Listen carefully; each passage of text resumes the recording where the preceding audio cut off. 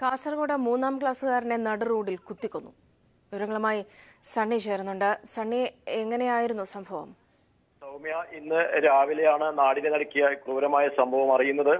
സ്കൂളിലേക്ക് കാസർഗോഡ് പെരിയ പഞ്ചായത്തിലെ പുല്ലൂർ പെരിയ ഗ്രാമപഞ്ചായത്തിലെ കല്യോട്ട് ഗവൺമെന്റ് ഹയർ സെക്കൻഡറി സ്കൂളിന് സമീപമാണ് സംഭവം നടന്നത്.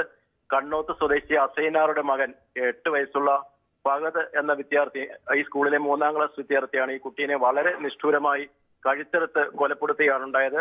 നടുറോട്ടിലിട്ടായിരുന്നു സംഭവം. രാഷ്ട്രീയ വിരോധമാണെന്ന് പറയാൻ കഴിയില്ല. ഈ കുട്ടിയുടെ പിതാവ് CPM-ന്റെ പാർട്ടി മെമ്പറാണ്.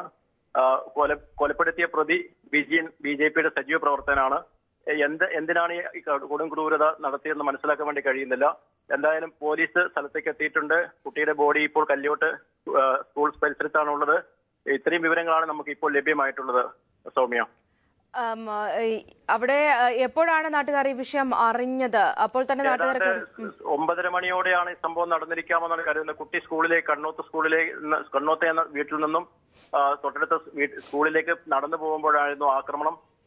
പെട്ടെന്ന് പൊടുന്നനെയായിരുന്നു. നടുറോട്ടിലിട്ടാണ് കുട്ടി ആക്രമണത്തിനിരയായത്. എന്താണ് ഈ കുട്ടിയെ കൊല്ലാനുള്ള ചേതോവികാരമെന്ന് നമുക്ക് ഇപ്പോൾ വ്യക്തമല്ല.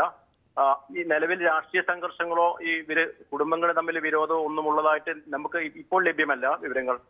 അവിടുന്ന് കൂടുതൽ വിവരങ്ങൾ ലഭ്യമായാൽ മാത്രമേ ഈ കൊലയ്ക്ക് പിന്നിലുള്ള ചേതോവികാരം മനസ്സിലാക്കാൻ കഴിയുള്ളൂ. എന്തായാലും നാടിനടുക്കിയ ഒരു വലിയ ജനക്കൂട്ടം ഈ സ്ഥലത്ത് ഇപ്പോൾ കേന്ദ്രീകരിച്ചിട്ടുണ്ട്. കാസർഗോഡ് നിന്ന് പുല്ലൂർ പെരിയ ഗ്രാമപഞ്ചായത്തിലെ കല്യോട്ടാണ് ഈ സംഭവം നടന്നിരിക്കുന്നത്.